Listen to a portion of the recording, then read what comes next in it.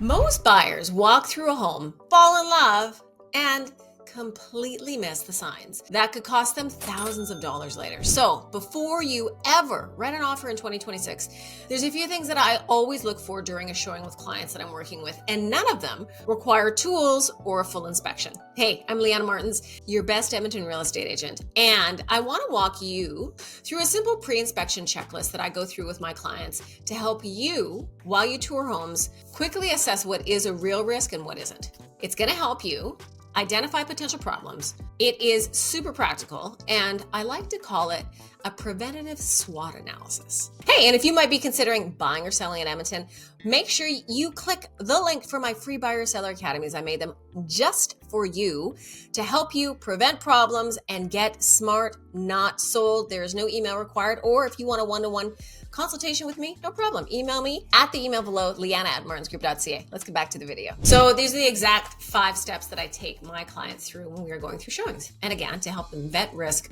before they offer and get an idea of should they even move forward with an offer. So is it likely a minor maintenance home, or is there a nightmare that's hiding behind what looks like fresh paint? So step 1, always tour your home during the daytime if you can. The reason for that is if you go at night, you can hide potential defects like the roof, for example.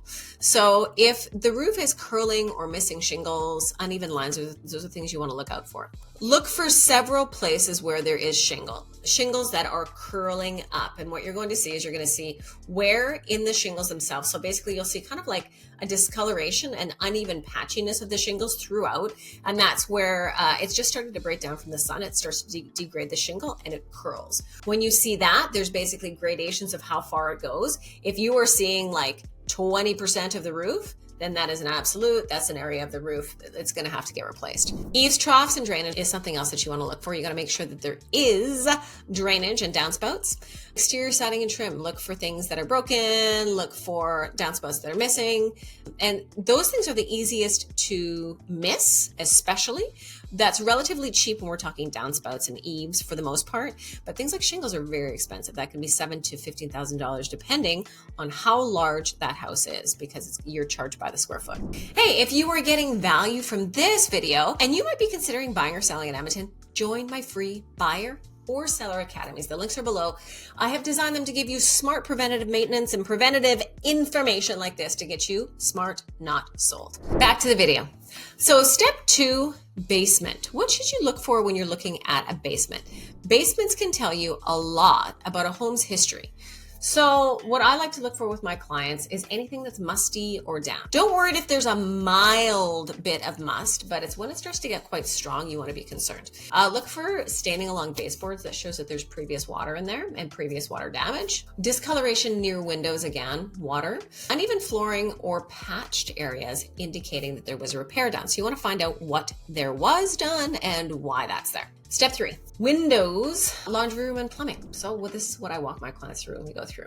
So check around the window frames, again, for staining, like I said, in the laundry room, especially in older homes. Check around the washer and dryer hookups, and you just want to see if there's any kind of moisture, corrosion, poor drainage. Check the hose connections and surrounding areas of those walls. So these areas tend to reveal small leaks, and they reveal it before it becomes a big one.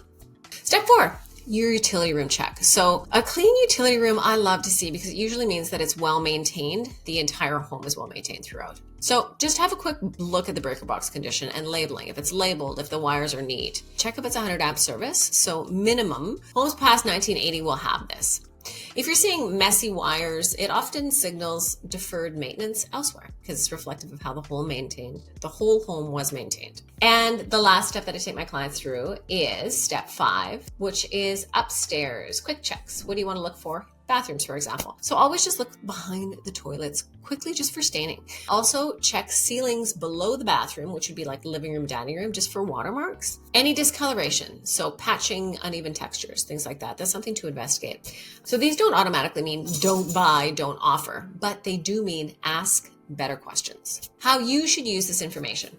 So this isn't about diagnosing a house yourself, because you won't be able to do all that and you're going to be speculating a lot. It's really about spotting red flags early and then reviewing them with your buyer's agent, which is your realtor, to help you decide Is this a big red flag? Let's find out more about it, or this is a big deal breaker. Let's walk away. The best homes that I find are usually the ones with very few issues, and they're largely move-in ready.